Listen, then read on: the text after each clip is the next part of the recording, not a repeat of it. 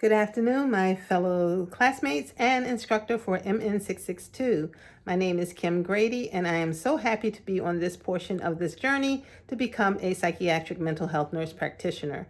It's been a long while, 11 years to be exact, since I've been in school, so technology has been my Achilles heel, and I am trying very hard to get this right. So hopefully you can see and hear me clearly.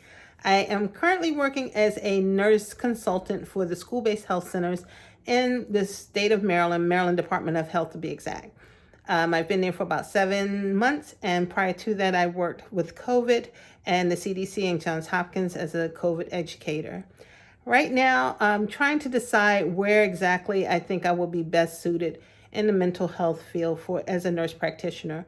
My heart belongs to the military, and I think that my primary focus will be on PTSD, not just in the military, but also as a forensic nurse. I would like to focus in on PTSD for victims and the children of victims of domestic violence, sexual assault. Sometimes, if we don't pay attention to children that have witnessed such a horror as domestic violence and sexual assault, they eventually can become the victims and or the abusers. So I would like to focus some attention on that as well. As far as the military, my dad was a soldier for over 25 years, retired from the Army, 82nd Airborne to be exact, and he did 3 tours of Vietnam. After his tours, he suffered a lot with PTSD, so much so that not only he needed counseling, but we, the family, needed counseling and understanding of what he was going through and why certain things triggered him.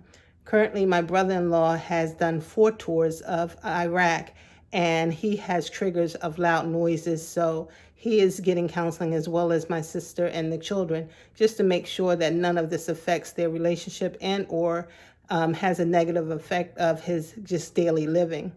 I am not so concerned that I can't do it. I do believe there will be times where I will be triggered by the experiences that I've had as a daughter of a military veteran, and also as a person that has done many sexual assault exams. As the examiner in the role that I am currently in as a forensic nurse, I am more of the evidence collector, but in the role of the NP, I will be more listening to the stories and deciding not just on medication, but hopefully being able to tie in psychotherapy with that. So I can imagine that there will be times that it will be difficult, just like now I've been an ER trauma nurse for over 20 years, so I've had many difficult times. But the way that I deal with things now is I recognize when it's too much, and I self-care a lot. The things that I like to do, reading, going to the beach, traveling, I make sure I incorporate them in my daily living so that I'm not as triggered as much. And I have been to counseling. I've sought counseling, so I don't see it as a negative thing.